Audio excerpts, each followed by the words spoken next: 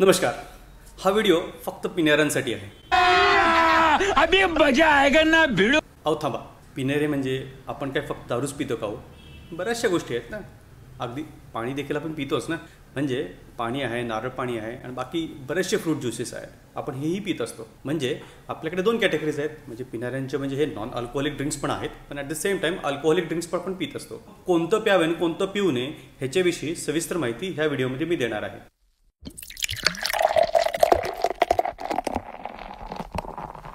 Basically ड्रिंक्सच्या दोन categories आहेत. एक तर नॉन अल्कोहोलिक आणि अल्कोहोलिक. म्हणजे काय? अल्कोहोल नसलेलं आणि अल्कोहोल असलेलं. बरोबर. आता अल्कोहोल नसलेल्या ड्रिंक्समध्ये थोड्या गोष्टी आहेत. एक तर पाणी निश्चितच, पण नारळाचं पाणी आहे आणि त्याचबरोबर तुम्ही फ्रूट ज्युसेस घेऊ शकता.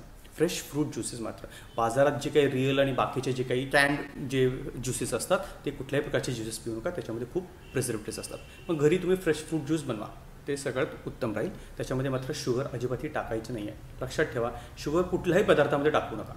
त्याच्यामध्ये त्याच्याऐवजी तुम्ही शुगर फ्री, जर तुम्ही वजनाचा विचार करत असाल तर मग शुगर फ्री असेल. त्याचबरोबर सोडा वापरून आपण बरेचसे ड्रिंक्स बनवू शकतो. उदाहरण फ्रेश लाईम सोडा आहे. त्याचबरोबर तुम्ही सोडामध्ये, फ्रेश लाईम सोडामध्ये जरा थोडंसं मिंट, पुदिना जे आहे आपण ज्याला आपण म्हणतो, तर ते टाकलं तर तेही चालू शकेल. म्हणजे मोहितो होतो, त्याला व्हर्जिन मोहितो म्हटलं जातं, किंवा व्हर्जिन पिनाकोलाडा आहे. अशा बऱ्याच प्रकारचे ड्रिंक्स आपण बनवू शकतो. तर दुसरा पार्ट जो आहे अल्कोहोलिक, त्याच्याविषयी आपण बोलू. तर ह्याच्यामधून जर तुम्ही पाहिलं तर खूप काही जास्त ड्रिंक्स होतं, अशातला काही भाग नाही आहे. कंट्रोल जो करावा लागतो तो अल्कोहोलिक ड्रिंक्समध्येच कंट्रोल करावा लागतो. आता तुम्ही म्हणाल की अल्कोहोल घ्यायचं आहे आणि ते पण वर्षातून एकदा किंवा दोनदा, मग कंट्रोल काय करायचा? तर तसं नाही आहे. अल्कोहोल हे मॉडरेशनमध्ये घेतलं तरच आपल्याला फायदेशीर आहे. जास्त घेतलं तर त्रास होतो, निश्चितच होतो. त्रास हा अल्कोहोलिक लिव्हर डिसऑर्डरपासून नहीं बस बहुत हो गया है. क्या है, अपन को दारू का आदत नहीं है, दारू पीता नहीं अपन. मालूम क्यों? दारू पीने से लिवर खराब हो जाता इधर. अच्छा, अपन तो पीता रहता नहीं है. पण आम्ही काही रेग्युलर घेणारा नाही आहोत. मग तसं ठीक आहे. मग किती घेतलं पाहिजे ह्याचं देखील एक प्रमाण आहे. तर तेही प्रमाण मी तुम्हाला सांगतो. तर बेसिकली अल्कोहोलिक जे ड्रिंक्स आहेत हे 3 कॅटेगरीजमध्ये असतात. तर 3 कॅटेगरीज म्हणजे कुठल्या की ज्याच्यामध्ये अल्कोहोलचं प्रमाण कमी आहे. म्हणजे उदाहरण 4 ते 8% अल्कोहोल असणारे म्हणजे बियर आहे. साधारण 12 ते 14% अल्कोहोल असणारे म्हणजे वाईन आहे आणि शॅम्पेन आहे. मग त्याच्यात कॅलरीज किती?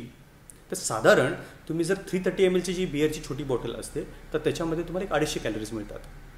आणि जर मोठी बॉटल असेल, म्हणजे 650 ml जी मोठी बॉटल आहे, तर त्याच्यामध्ये तुम्हाला 500 कॅलरीज मिळतात.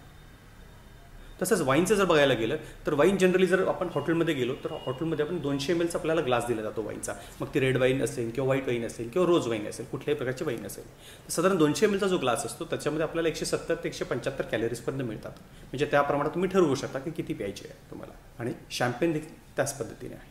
आता दुसरी कॅटेगरी जी आहे तर त्याच्यामध्ये आपण ज्याला स्पिरिट्स म्हणतो, सिम्पल स्पिरिट्स किंवा स्ट्रेट ड्रिंक्स ज्याला आपण म्हटलं जातं. मग त्यात कुठले कुठले आहेत? तर त्याच्यामध्ये 1 नंबर आहे विस्की, 2 नंबर रम, 3 नंबर वोडका आणि जिन. आता जनरली विस्की ही स्ट्रेट घेतली जाते, म्हणजे त्याच्यामध्ये आईस आणि पाणी टाकून. काही लोकांना सोडा आवडत असतो तर सोडा, पण तुम्हाला जर ब्लड प्रेशर असेल तर निश्चितच तुम्ही सोडा अवॉइड केला पाहिजे. पण सगळ्यात सोपं काय की आईस आणि पाणी याच्यामध्ये विस्की छान लागते. कृपया छान लागते याचा अर्थ मी प्रमोट करतोय असं नाही आहे.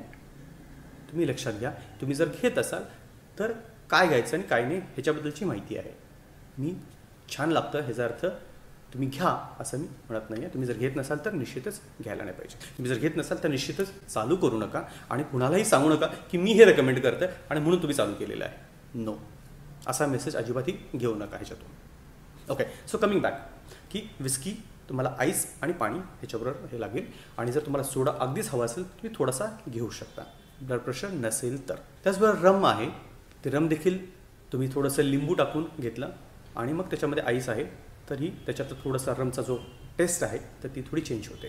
बऱ्याच वेळा रम ही गरम पाण्यामध्ये पिली जाते. आपल्याला जर सर्दी आणि खोकला वगैरे जर असेल तर त्यावेळी खूप रामबाण उपाय म्हणून असा मानला जातो. ऑफकोर्स काही लोक ते मानतात.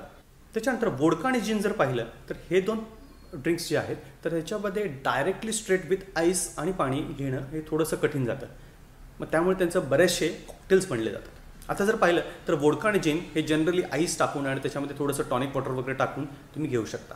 थोडंसं शुगर फ्री त्याला टाकावं लागतं. लक्षात घ्या, टॉनिक वॉटर म्हटलं आहे मी, टॉनिक नव्हे. नाहीतर काही जण जाल मेडिकलमध्ये की मला टॉनिक द्या म्हणजे वोडकामध्ये मिक्स करून मी पिणार. तसं नाही आहे, कृपया तसं काही करू नका. तर मी काय सांगत होतो की वोडका आणि जिन हे त्याच्यामध्ये लाईम, मिंट जर तुम्हाला हवं असेल तर तुम्ही मिंट टाकू शकता, म्हणजे ज्याला आपण पुदिना म्हणतो. त्यानंतर थोडासा सोडा आणि ऑफकोर्स शुगर फ्री हे जर टाकलं तर खूप छान ड्रिंक होते. त्याच्यामध्ये कुठल्याही प्रकारची लिम्का, स्प्राईट वगैरे टाकायची गरज नाही. अननेसेसरी विनाकारण कॅलरीज वाढवायचे नाहीत. कारण जर वोडका विथ लाईम आणि सोडा असं जर तुम्ही घेतलं तर साधारण 140 कॅलरीजपर्यंत होतात. त्याच्यापेक्षा जास्त कॅलरीज होत नाहीत. थोडंसं होममेड लाईम ज्यूस टाकवायला काही हरकत नाही. आता रम बेस्ड पण काही कॉकटेल्स आहेत की जे बरेच लोक पित असतात, बऱ्याच लोकांना ते आवडतात. त्याच्यामध्ये मोहितो एक फेमस आहे की ज्याच्यामध्ये परत अनेकदी लाईम वेजेस आहेत, म्हणजे लाईम ज्यूस आहे, थोडंसा मिंट आहे, परत सोडा असं मिक्स करून तुम्ही घेऊ शकता. म्हणजे काय, थोडक्यात जर सांगायचं म्हटलं तर कुठलंही वोडका असेल, रम असेल, जिन असेल, त्याच्यामध्ये तुम्ही लाईम घेतला, लाईम ज्यूसेस घेतले, त्याच्यानंतर थोडंसं पुदिना टाकला आणि मीठ आणि थोडंसं शुगर फ्री असं जर टाकून जर तुम्ही बनवलं तर खूप छान ड्रिंक होतं. आता हे किती कॅलरीज येतं? विस्की, रम, वोडका वगैरे जे आहेत हे जर तुम्ही 30 ml जर घेतलं तर साधारण 70 कॅलरीज मिळतात. आणि जर 60 ml जर ड्रिंक असेल तर त्याच्यामध्ये तुम्हाला 140 ते 150 कॅलरीजपर्यंत तुम्हाला मिळतात. मग त्यामुळे त्या पद्धतीने समजा तुम्ही कॉकटेल बनवत असाल त्याच्यात जे ॲडिशन्स जे काही करता तेवढ्याच कॅलरीज फक्त वाढतात. साधारण हे सगळ्या ड्रिंक्स तुम्हाला 125 ते 150 कॅलरीजपर्यंतच देतात, प्रोव्हायडेड तुम्ही ते 30 ml घेतलं तर. आणि जर तुम्ही 60 ml जर विस्की, रम, वोडका जर घेतलं असेल तर साधारण तुमची ड्रिंक ही 200 कॅलरीजपर्यंतच जाते, त्याच्यावरती जात नाही आहे. मग त्या पद्धतीने तुम्ही ठरवू शकता किती तुम्हाला ड्रिंक घ्यायची आहे. हा व्हिडिओचा शेवटचा पार्ट आहे जो मी काही मध्ये थोडेसे पेशंट्स होते, ते पेशंट्स थोडं मी पाहिले आणि त्याच्यानंतर हा मी पार्ट शूट करत आहे. शेवटचा पार्ट जो राहिलेला आहे तो म्हणजे तुम्ही किती अल्कोहोल घेतलं पाहिजे. ॲक्च्युली अल्कोहोलची जी क्वांटिटी ही हाईटनुसार चेंज होत राहते, म्हणजे मेलसाठी वेगळी आहे आणि फिमेलसाठी वेगळी आहे. आय एम सॉरी, फिमेलसाठी थोडीशी अल्कोहोलची क्वांटिटी कमी असणार आहे, त्यामुळे राग म्हणून घेऊ नका. मी प्रथम सांगतो तुम्हाला मेल्समध्ये किती असायला हवी. तर मेल्समध्ये साधारण उंचीनुसार, हे लक्षात घ्या, उंचीनुसार आहे आणि ते 1 ड्रिंक असं म्हटलं जातं. तर पहिला एक 1 ड्रिंक म्हणजे काय तेही सांगतो मी तुम्हाला. तर एक ड्रिंक म्हणजे जर तुम्ही विस्की किंवा रम किंवा वोडका किंवा जिन तुम्ही घेणार असाल तर साधारण 45 ml म्हणजे 1 ड्रिंक असं म्हटलं जातं. त्याच्यानंतर जर तुम्ही वाईन घेणार असाल तर साधारण 150 ml म्हणजे 1 ड्रिंक असं मानलं जातं. आणि जर तुम्ही बिअर पिणार असाल तर साधारण 350 ml म्हणजे 1 ड्रिंक असं मानलं जातं. तर हे 1 ड्रिंक आहे. तर आता जर तुम्हाला 1 ड्रिंक समजलं असेल तर मग तुम्हाला पुढचंही समजून येईल लगेचच. ओके, सो डिव्हिजन आहे मेल्स आणि फिमेल्स.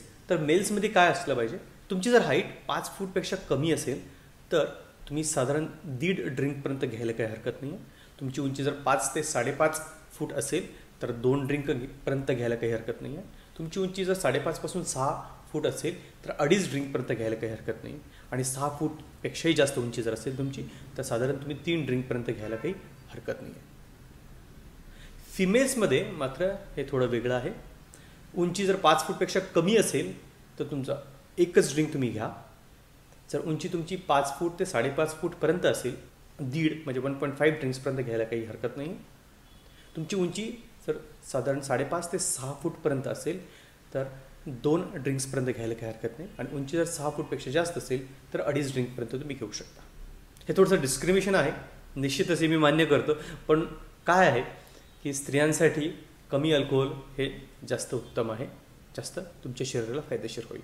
तुमच्या लक्षात येईल की कॅलरी काउंट हा खूप जास्त नसतो अल्कोहोल किंवा नॉन अल्कोहोलिक ड्रिंक्समध्ये सुद्धा, अनलेस त्यामध्ये मॉकटेल्स किंवा कॉकटेल्स अशा प्रकारचे आहेत की ज्याच्यामध्ये वेगळ्या प्रकारचे फ्रूट ज्युसेस ॲड केलेले आहेत, त्याच्यामध्ये ड्रायफ्रूट आहे, त्याच्यामध्ये मिल्क प्रॉडक्ट्स त्याच्यामध्ये ॲड केलेले आहेत, असे काही बऱ्याचशा गोष्टी असतील मिक्स केली असतील, त्याच्यातून कॅलरिफिक व्हॅल्यू त्याची वाढत राहते. पण अदरवाईज स्ट्रेट ड्रिंक्स असतील तर त्याच्यामधून खूप जास्त तुम्हाला एनर्जी मिळत नाही, त्यामुळे वजन वाढायचा काही संबंध येत नाही आहे.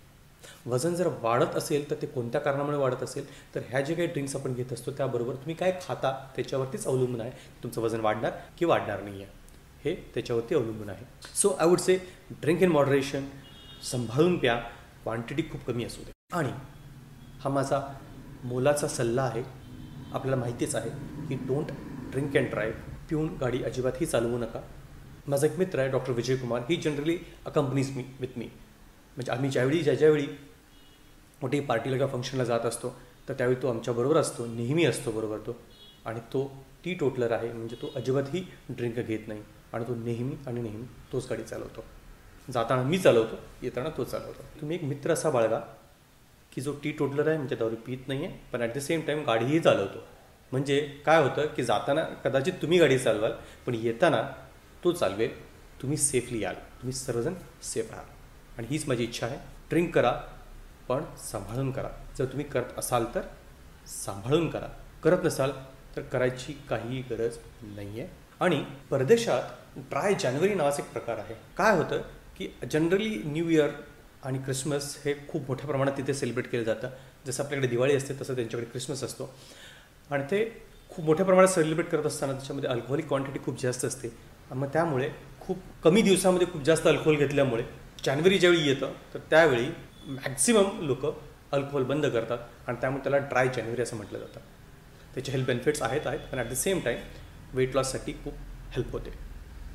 तर तुमची जर वेट लॉसची इच्छा असेल तर जानेवारी महिन्यामध्ये मी वेट लॉसबद्दलचे बरेचसे आणखीन व्हिडिओ यूट्यूब चॅनलवरती असणार आहे. तुम्हाला जर हे सगळं व्हिडिओ हवे असतील, पाहायचे असतील तर निश्चितच या चॅनलला तुम्ही सबस्क्राईब करा.